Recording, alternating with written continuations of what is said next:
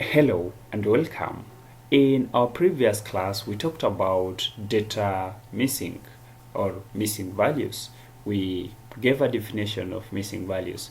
We also looked at some reasons for having missing values in our data, like poor retrieval, like human errors, like people do not want to respond to our question, or data deleted accidentally, or data stored wrongly or improperly, maintenance that leads to missing values. But now we want to know how is missing values is represented in our data set. And we have said in various systems, missing values may differ how they are getting represented. So for example, none, that is not a number, is how many programming languages like Python represent missing value. So once you see none, not a number, in Python pandas, maybe just know that this is how values is usually represented in Python for missing values.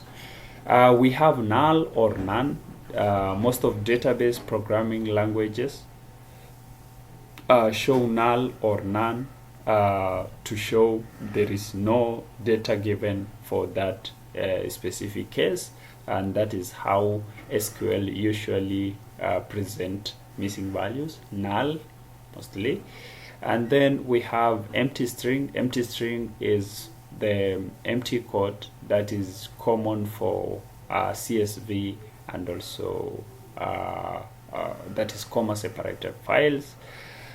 Special indicators, sometimes people do assign special indicators when the data is missing. For example, if you are asking for gender and find something like -9999, which is impossible number to be there, again that represent missing values. That is mostly how we encode missing values while dealing with data in point and click languages like SPSS and so on.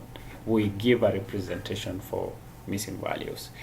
And then we have blank cells in Excel. Mostly missing data is represented in black cells, but again you have to be sure that there is no data in that black cell, because as we have discussed, white space can be a data, and maybe the cell that looks like white and not having any value may be having some values.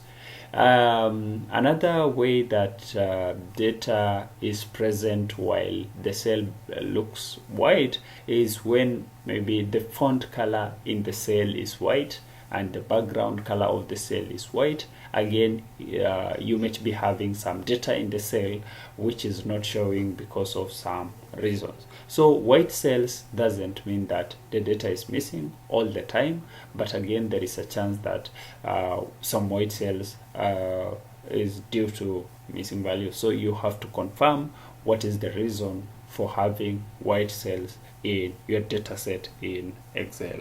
So that is how missing data is mostly represented, but again you can interact with different ways that missing values are represented in different systems in your processes. In the next class, we are going to look at potential harm of missing values. Thank you for joining. Enjoy learning.